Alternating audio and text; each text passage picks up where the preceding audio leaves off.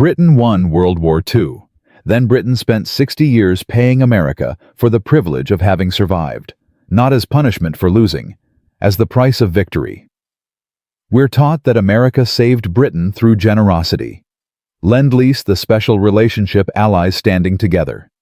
The financial records tell a different story. They tell of an empire stripped bare, not by enemies, but by friends. This isn't about blame. This is about understanding how wealth transfers between nations actually work and why the mechanism used on Britain became the template for global finance. The numbers are about to reshape everything you thought you knew. December 29, 2006. London. A clerk in the British Treasury processes a routine payment. The check is written to the United States Treasury. The amount $832 million. It is the final installment on a debt that began 60 years earlier in 1946, when Britain borrowed money to prevent its people from starving after winning World War II. The clerk closes the file. The debt is paid. 60 years of annual payments finally finished. But this clerk doesn't know the full story. Here's a number that should fundamentally change how you understand the 20th century. Britain borrowed $3.75 billion in 1946. Britain paid back $7.5 billion, double the principal. But the loan was just the visible debt. When you add up everything Britain transferred to America between 1940 and 2006, the gold liquidated the investment sold at fire sale prices. The strategic bases surrendered, the trading system dismantled. The total approaches $450 billion in today's money. For comparison, the Marshall Plan, celebrated as the greatest act of American generosity in history, cost $200 billion in today's money. America extracted more wealth from Britain alone than it gave to all of Europe combined. And Britain was the ally. Britain was on the winning side. What most people get wrong about World War II is this: they think the story ended in 1945. Victory parades, Hitler defeated, democracy saved. The financial story tells something different. The financial story shows that the real transfer of global power happened not on battlefields, but in boardrooms through contracts signed under duress, while bombs still fell on London. Margaret Thornton still remembered the exact moment she understood what victory really cost. She was 23 years old in 1946, working as a junior accountant at Barclays Bank in London. Her job that summer was processing the paperwork as British citizens surrendered their American investments to the government: stocks, bonds, securities, anything held in American companies. The government was selling them on the New York Stock Exchange to raise dollars. One afternoon, an elderly widow came in clutching share certificates her husband had left her. Pennsylvania Railroad, Standard Oil, blue-chip American stocks worth perhaps 40,000 pounds. The woman asked Margaret what price she would receive. Margaret had to explain the government would pay whatever New York buyers offered. The woman started crying quietly. She'd planned to live on those dividends. Now they were gone, sold to pay for a war Britain had already won. If you could see a chart showing the movement of gold from London to New York between 1939 and 1941, you would see the largest transfer of physical wealth in human history. Operation Fish. The secret convoys that shipped Britain's gold reserves across the Atlantic moved over $2 billion in gold bars to American vaults. Battleships loaded with bullion crossing U-boat-infested waters, delivering Britain's savings to pay for American supplies. The gold that had backed the pound sterling for centuries, packed into crates and shipped away forever. Here's a question worth sitting with.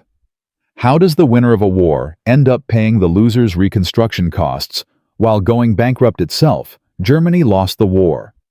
Germany was destroyed, occupied, divided.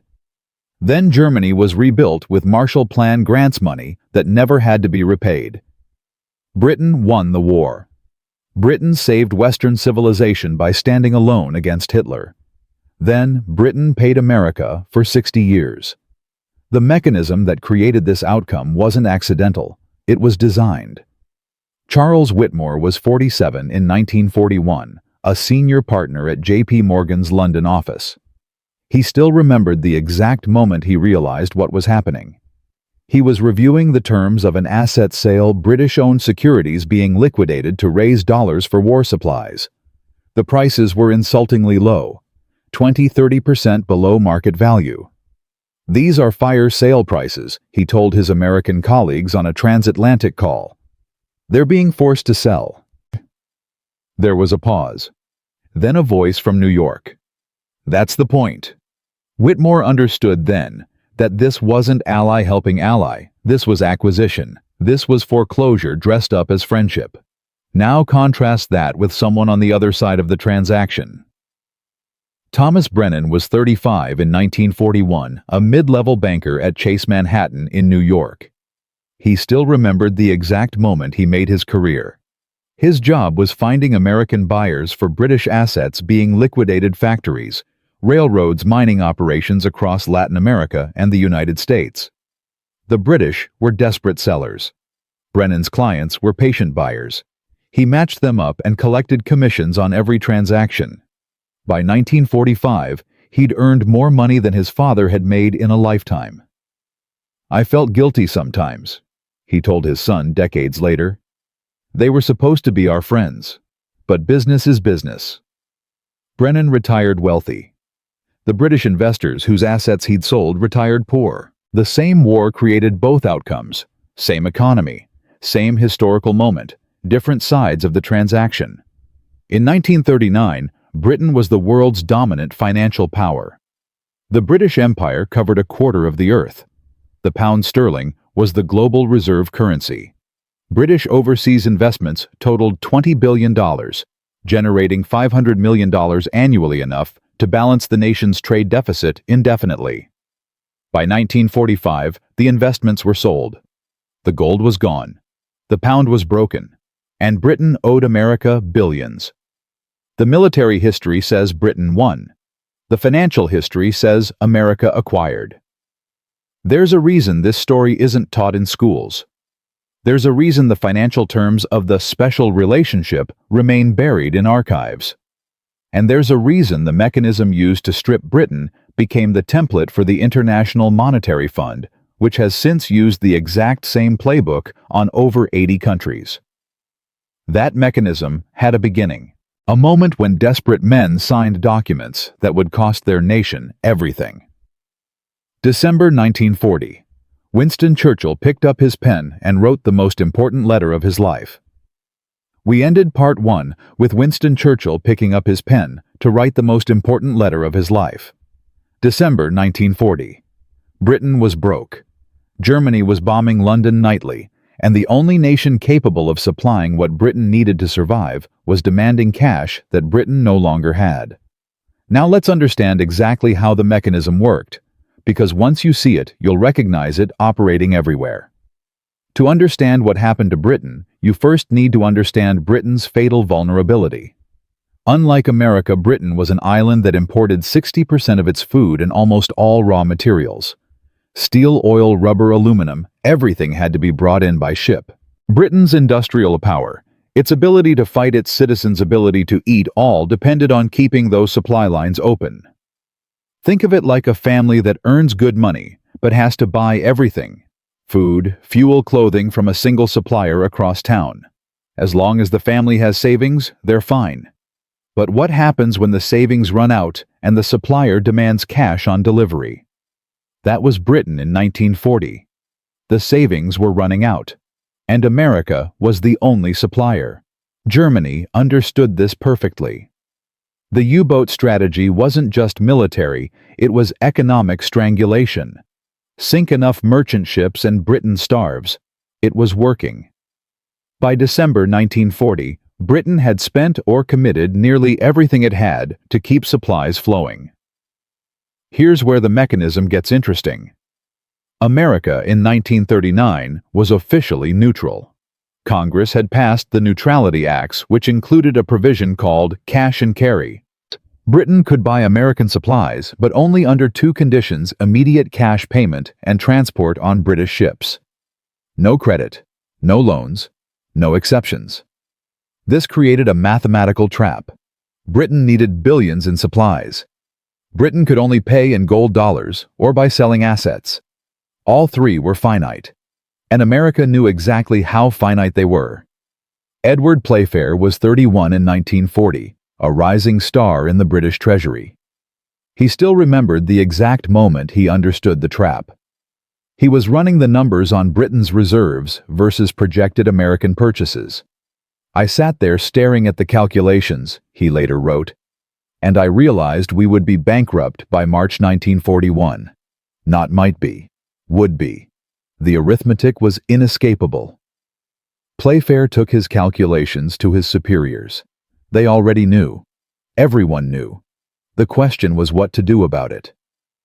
From September 1939 to December 1940, Britain hemorrhaged wealth at a rate never seen in financial history. If you could see a visualization of gold flowing from the Bank of England to the Federal Reserve in New York, you'd see a river of wealth crossing the Atlantic, $2 billion in physical gold bars loaded onto battleships, shipped through U-boat-infested waters, delivered to American vaults. Operation Fish, they called it. The largest movement of physical wealth in human history sent to pay for the privilege of survival. But gold wasn't enough. Britain ordered citizens to surrender their American investments. Stocks, bonds, anything held in American companies, all of it confiscated by the government and sold on the New York Stock Exchange. This raised another $1 billion. Still not enough. Then came the fire sales. What most people get wrong about Lend-Lease is this: they think it was American generosity rescuing a desperate ally. The historical record shows something different. Before Lend-Lease began, America demanded that Britain prove it had stripped itself of every asset it possessed. Henry Morgenthau Jr. was Secretary of the Treasury, the man running the American side of the negotiation. His position was clear: no American taxpayer money goes to Britain until Britain has sold everything it owns. He demanded a complete audit of the British Empire. Every asset owned by the government. Every asset owned by private citizens. Every gold bar, every share of stock, every factory. The British negotiators were stunned. They were being treated not as allies fighting a common enemy, but as a bankrupt company in receivership being audited by creditors before any further credit would be extended. Here's a question worth sitting with when your house is on fire and your neighbor has the only water. How much leverage do you have to negotiate fair terms for the water? Remember the widow that Margaret Thornton met at Barclays Bank, the one clutching her Pennsylvania Railroad shares, crying quietly when she learned the government would pay whatever New York buyers offered. That was the mechanism operating at individual scale. Now imagine it operating at national scale. Robert Brand was 62 in 1941, a senior British Treasury official sent to Washington to negotiate terms. He still remembered the exact moment he understood what America intended. He was in a meeting with Morgenthau's team explaining Britain's financial position when an American official interrupted. "We need to see everything. Complete transparency. Every asset in the empire." Brand started to object. This was sovereign information sensitive data. The American cut him off. "Those are the terms. Full disclosure or no discussion." Brand cabled London that night with one word: humiliation. But Britain had no choice.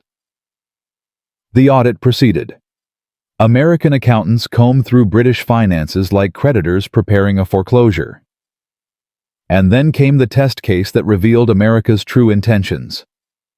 American Viscose Company was Britain's most profitable American subsidiary, a textile manufacturer worth $125 million, generating $10 million annually in pure profit.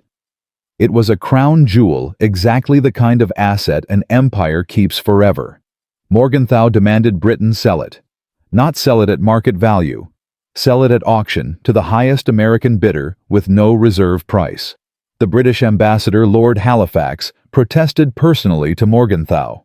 Forcing allies to liquidate prime assets while fighting a common enemy was unjust. Morgenthau's response was ice cold.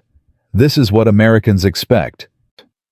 Arthur Salter was 59, the British official tasked with overseeing the American viscose sale. He still remembered the exact moment the bids came in. The winning offer, $54 million. 43% of market value. 43 cents on the dollar for Britain's best American asset, sold to pay for weapons to fight Hitler, while Americans watched safely from across the ocean. Salter wrote in his diary that night, "We are being stripped while we bleed." The fire sales continued throughout the war. British investments across Latin America, railroads and Argentina, copper mines in Chile, sold at desperate prices to American buyers. J.P. Morgan and Chase Manhattan organized the sales, collecting fees on every transaction. Remember Thomas Brennan from Part 1, the Chase banker who made his career matching desperate British sellers with patient American buyers. There were hundreds like him, all getting rich on the transfer. Here's the twist that most histories omit. The mechanism wasn't designed to help Britain win the war. It was designed to ensure that however the war ended, America would emerge dominant. Britain would survive, yes, but Britain would emerge broke, dependent, and permanently diminished. The garden hose analogy Roosevelt used to sell Lend-Lease, lending your neighbor a hose when his house is on fire, was brilliant politics. But it obscured the reality. This wasn't neighbor helping neighbor. This was acquisition. This was foreclosure dressed up as friendship. By December 1941, when America finally entered the war, Britain had already transferred the equivalent of $150 billion in today's money. And the war was only beginning. The real extraction, the terms that would bind Britain for 60 years, came later in 1946, when Britain thought victory entitled them to fair treatment. They were wrong. And the man who would fight hardest against America's terms would die trying. We ended Part 2 with the real extraction still to come, the 1946 terms that would bind Britain for 60 years. The man who would fight hardest against America's conditions would die trying. Now let's watch that fight unfold, because what happened in 1946 wasn't just negotiation. It was the moment an empire learned the price of survival. May 8, 1945. Victory in Europe. The war that nearly destroyed Western civilization was over. Britain had stood alone against Hitler for 2 years before America entered.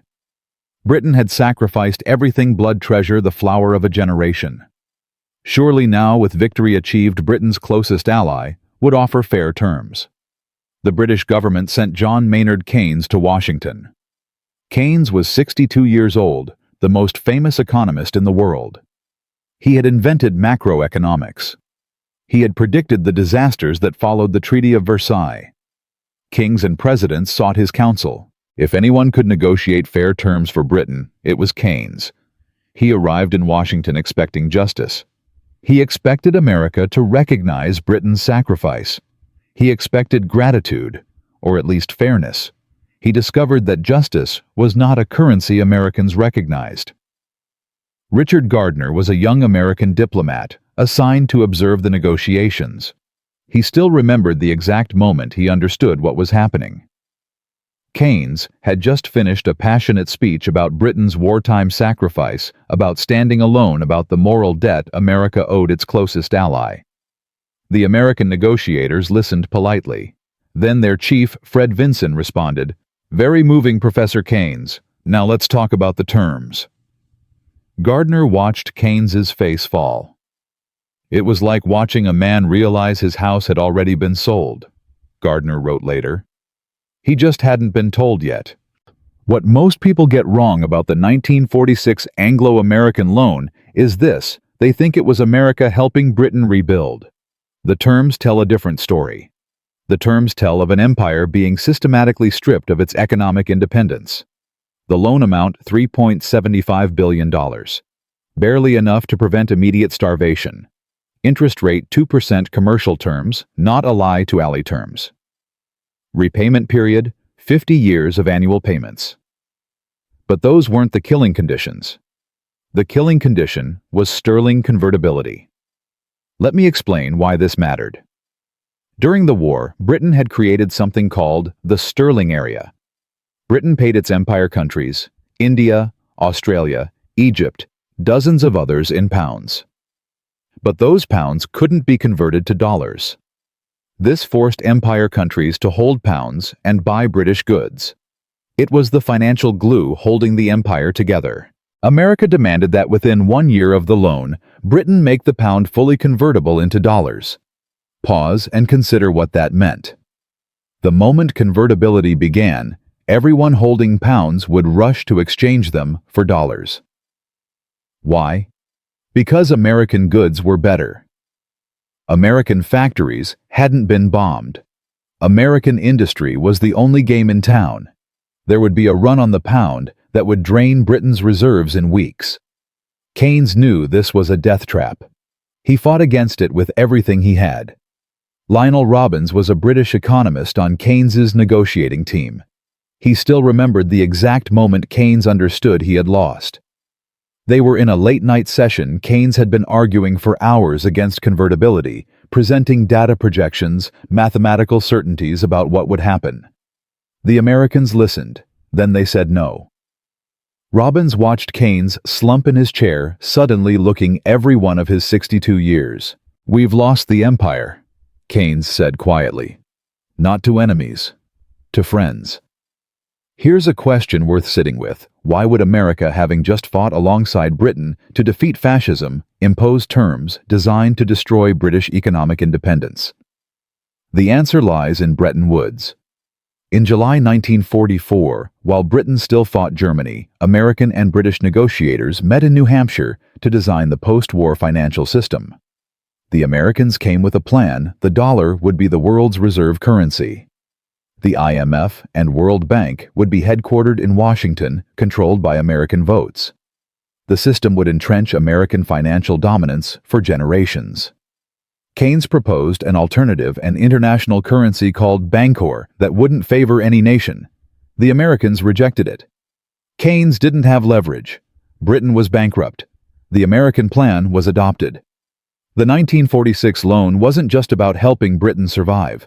It was about forcing Britain into the Bretton Woods system as a subordinate, not a partner.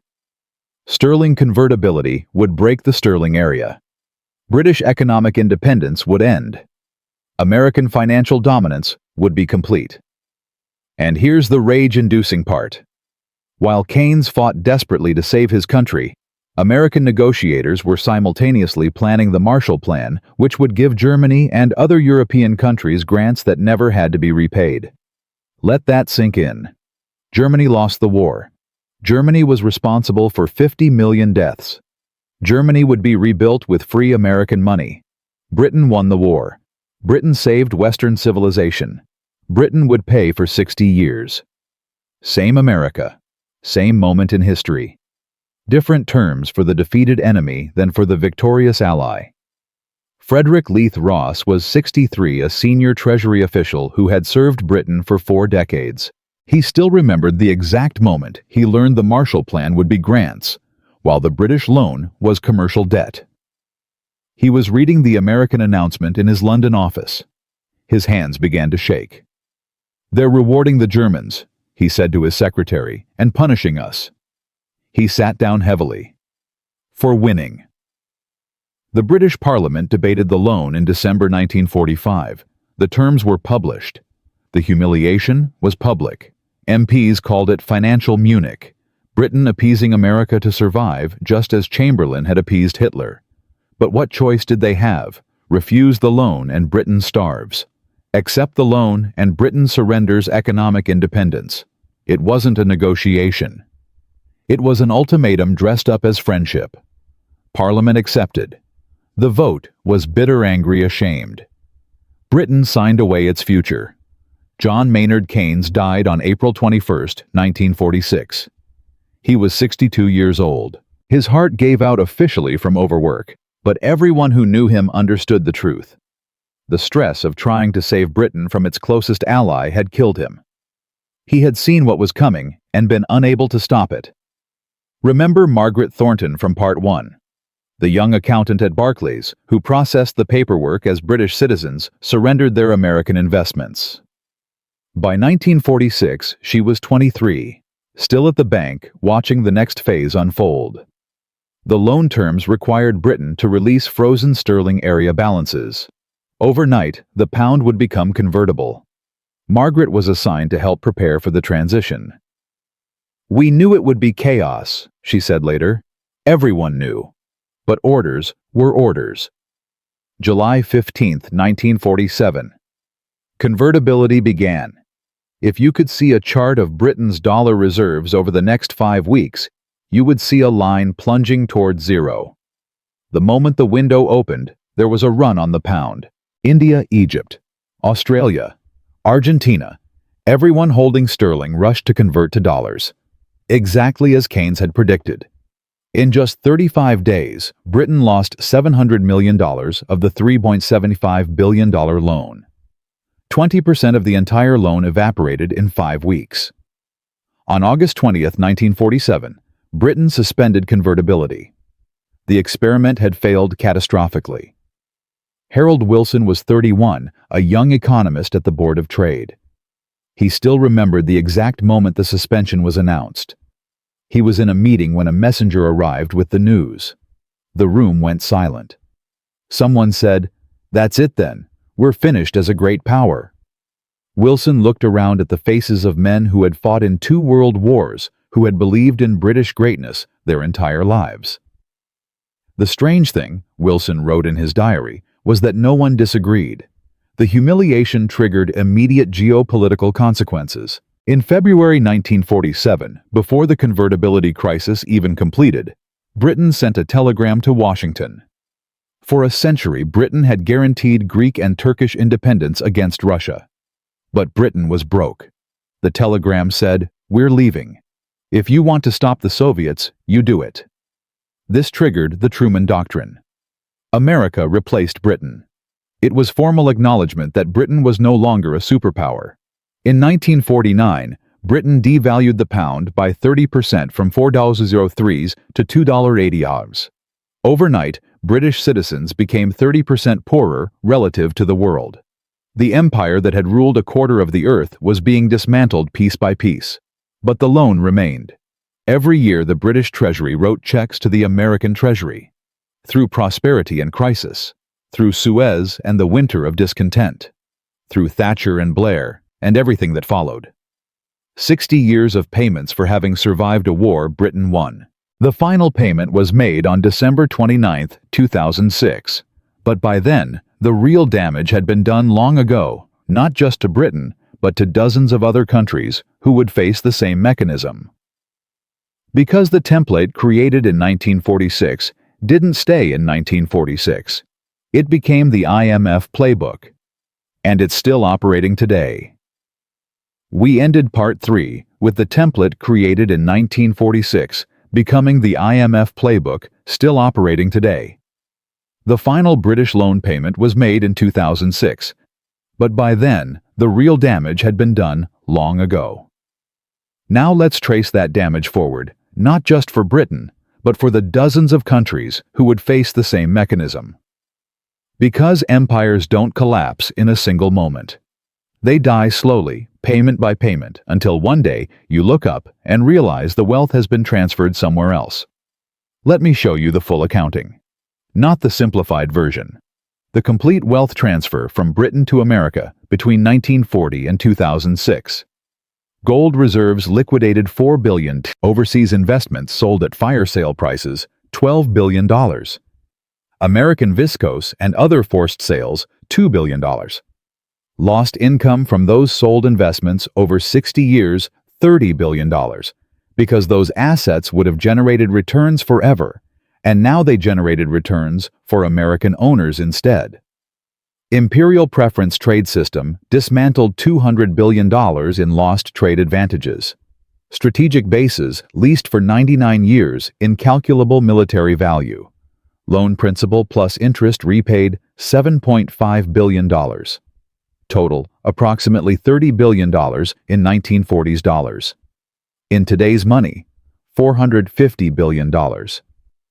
If you could see 2 columns side by side, British wealth in 1939 versus British wealth in 1950, you would see one of the largest peacetime transfers of national assets in history. Not through conquest, through contracts. What most people get wrong about this transfer is this: they think it was a one-time event. It wasn't. The mechanism kept extracting wealth for 60 years. Every annual loan payment, every year of lost investment income, every decade of diminished trade position. The extraction was slow, steady, and relentless. Here's a question worth sitting with: who specifically benefited from Britain's loss? The answer isn't America in some abstract sense. It's specific institutions, specific families, specific interests. Remember Thomas Brennan from Part 1, the Chase Manhattan banker who made his career matching desperate British sellers with patient American buyers. Let me tell you his full trajectory. By 1950, Brennan was a senior vice president at Chase. By 1960, he was managing director of international operations. By 1970, he sat on the boards of 3 corporations that had been British-owned before the war. He retired in 1978 with a net worth exceeding $15 million, built entirely on commissions and opportunities from the British asset transfer. His grandchildren attended Harvard and Yale. His family foundation still donates to museums in New York. The wealth extracted from Britain became American dynastic wealth passed down through generations. Now contrast that with the British side. Edmund Whitfield was a London stockbroker in 1940, 43 years old, managing portfolios for wealthy British families. His clients held American securities, the exact assets the government requisitioned. He processed the paperwork as those portfolios were liquidated, sold in New York at whatever prices buyers offered. His clients received pounds at government-set rates. The American securities they'd accumulated over generations gone. By 1950, Whitfield was still a stockbroker, but his business had shrunk by half. His clients no longer had American assets to manage. By 1960, he was semi-retired, living modestly in Kent. He died in 1972. Leaving his children a small house and almost nothing else. His grandchildren did not attend elite universities. There was no family foundation. The wealth that might have compounded for generations had been transferred across the Atlantic. Same industry, same era, different sides of the transaction, different generational outcomes. The pattern replicated across the British economy. The investments that would have funded retirement's educated children, built family legacies, all of it redirected to American ownership. Britain didn't collapse overnight. Britain slowly became poorer year by year relative to what it would have been. And then America used the same mechanism on everyone else. The Bretton Woods institutions, the IMF and World Bank, were designed in 1944 and dominated by American votes. The playbook was established with Britain. It would be refined on country after country for the next 8 decades. The pattern is identical. Country faces crisis. IMF offers loan with conditions. Conditions require privatization of state assets, currency, convertibility, removal of trade protections. American corporations buy privatized assets at low prices. Country's industries can't compete with American imports. Country becomes permanently indebted, making payments for decades. Mexico, 1982. Argentina, 1989 and 2001. Brazil, multiple times. Indonesia, 1997. Thailand, 1997. Greece, 2010. Over 80 countries, same playbook, same wealth transfer, same American beneficiaries. Here's the unexpected twist that most histories omit. Britain helped create this system. At Bretton Woods, British negotiators signed onto institutions that would later strip other nations using the exact methods that stripped Britain. The victim became complicit in victimizing others. That's how the mechanism perpetuates itself, by making each victim an accomplice in the next extraction. Let me show you how this played out in a specific case.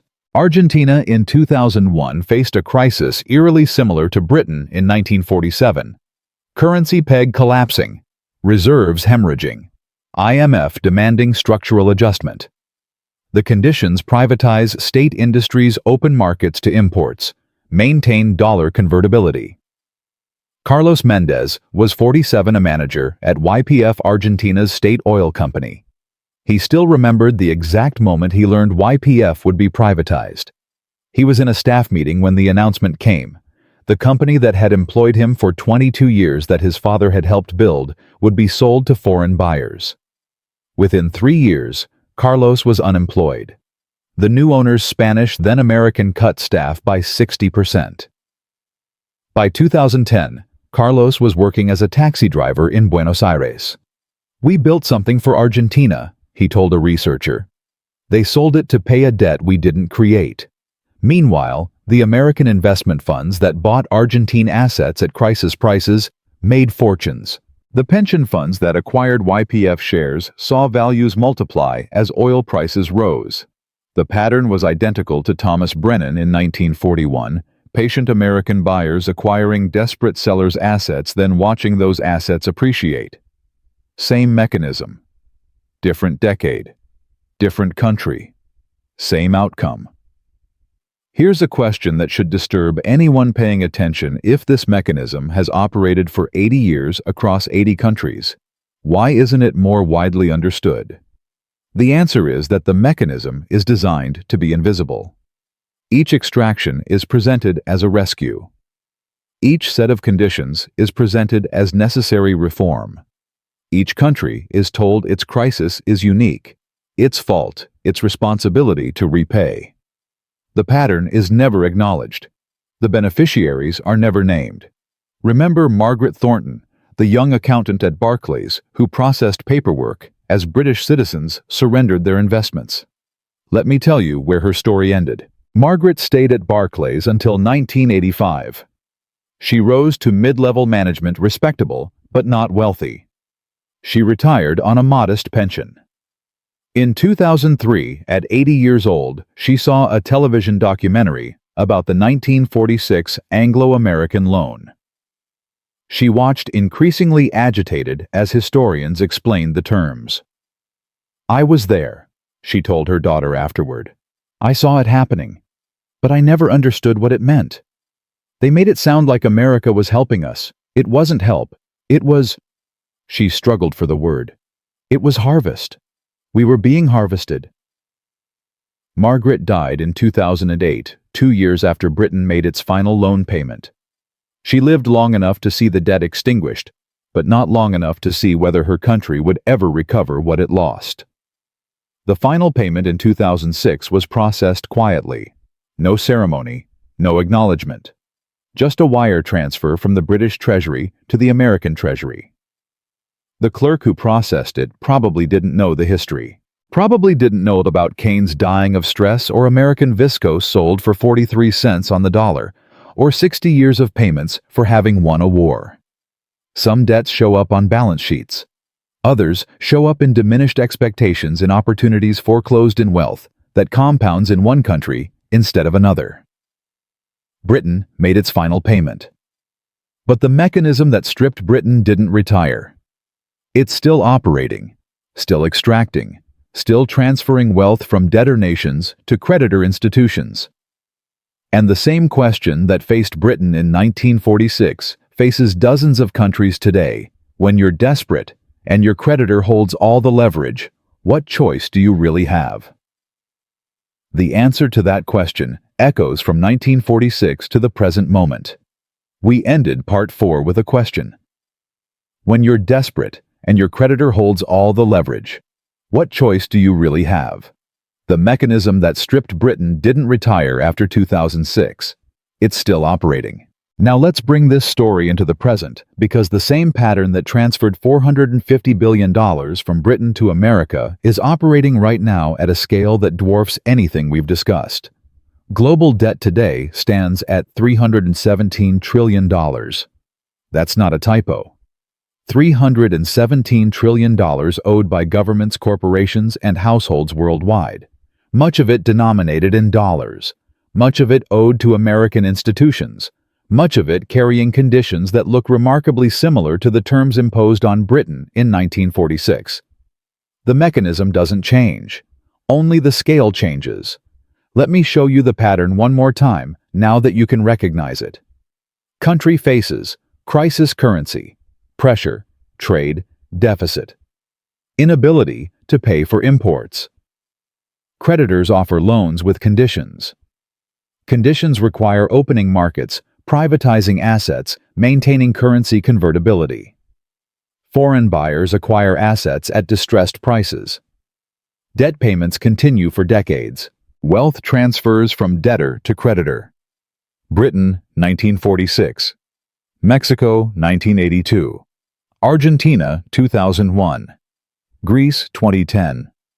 Sri Lanka, 2022. Same playbook, same beneficiaries, different victims. Here's a question worth sitting with if you were designing a system to transfer wealth from weak nations to strong ones without military conquest. How would it differ from the system currently operating? Remember James Crawford from Part 1, the American Treasury official who helped structure the 1946 loan and later said, "We knew exactly what we were doing. We were buying the British Empire at a discount." His successors are still working. They're at the IMF, at the World Bank, at the major investment banks. The institutions have grown more sophisticated. The language has become more technical. But the mechanism is unchanged. Maria Santos is 43, an economist at the central bank of a South American country, I won't name, to protect her position. She still remembered the exact moment she understood her country was caught in the same trap Britain faced. She was reviewing IMF loan conditions, the requirements attached to emergency funding during a currency crisis. The terms were almost identical to what I'd read about Britain in 1946, she told a researcher. Currency convertibility, privatization of state assets, opening markets to imports. I thought this is the same document just with different names filled in. Her country accepted the terms. They had no choice.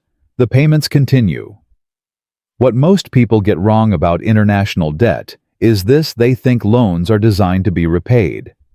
Many loans are designed to never be fully repaid, to create permanent payment streams from debtor to creditor, extracting wealth indefinitely. Britain paid for 60 years. Many countries today have been paying for longer with no end in sight. But here's the unexpected twist that complicates the story. The mechanism isn't purely American anymore. China has learned the playbook. Chinese development loans to African and Asian countries now carry conditions remarkably similar to IMF structural adjustment infrastructure concessions, resource extraction rights, strategic asset access. When Sri Lanka couldn't repay Chinese loans in 2017, China took a 99-year lease on Hambantota port. Sound familiar? It should. America took 99-year leases on British Caribbean bases in 1940, using the exact same logic. The student has become the teacher. The mechanism has gone global. Let me offer a framework for understanding what you're seeing, not predictions, not financial advice, just questions worth asking. First, when you see a country in crisis accepting emergency loans with conditions attached, ask who benefits from those conditions. Not in theory. Specifically, which institutions acquire the privatized assets? Which countries' exports gain access to newly opened markets? Second, when debt is discussed as a national problem requiring sacrifice from citizens, ask whether the creditors are making equivalent sacrifices, or whether the solution transfers wealth in one direction only. Third, when financial arrangements are described as rescue or aid or partnership, ask what the terms would look like if they were designed to extract maximum value from a desperate borrower. Then compare to the actual terms. These questions don't give answers, they give clarity. Remember the widow that Margaret Thornton met at Barclays in 1946, the elderly woman clutching Pennsylvania Railroad shares. Her husband had left her crying quietly when she learned the government would pay whatever New York buyers offered. Her story didn't end in that bank. Her shares were sold. Her dividends vanished. Her retirement plans collapsed. She lived another 20 years on a fraction of what she'd expected. But somewhere in New York, someone bought those shares. Someone collected those dividends. Someone's grandchildren inherited wealth that had been built in part on purchases made from desperate British sellers in their darkest hour. The wealth didn't disappear. It transferred. If you could see a map showing the flow of wealth over the past 80 years, From debtor nations to creditor institutions, from crisis countries to patient buyers, from desperate sellers to opportunistic acquirers, you would see a pattern so consistent it would be difficult to call it coincidence. You would see the same mechanism operating across decades, across continents, across dozens of countries. The signature truth of this entire story is simple: victory doesn't guarantee prosperity. Britain won World War II and paid for 60 years. Being right doesn't protect you. Being strong doesn't protect you. Only understanding the mechanism protects you, and even then, only if you're not already trapped. This video wasn't about condemning any nation or institution. It was about seeing clearly. The financial history of the 20th century isn't the story told in textbooks of generous allies rebuilding a shattered world. It's a story of leverage, of contracts signed under duress, of wealth transferred through mechanisms designed to appear as assistance. Britain emerged from World War II as a moral giant, but an economic pygmy. They did the right thing, stood alone against Hitler, sacrificed everything to save Western civilization, and they paid for it until 2006. There's a lesson in that, maybe several lessons. What those lessons mean for our current moment with $317 trillion in global debt, with currency systems under pressure, with the same institutions still operating the same playbooks, is something each viewer will have to decide for themselves. I started this video with a clerk in the British Treasury processing a final payment in 2006. 60 years of checks to the United States Treasury. A debt finally extinguished. A file finally closed. But the mechanism that created that debt never closed. It just found new countries to process. The question isn't whether this history is disturbing. The question is what you do once you understand it's still operating.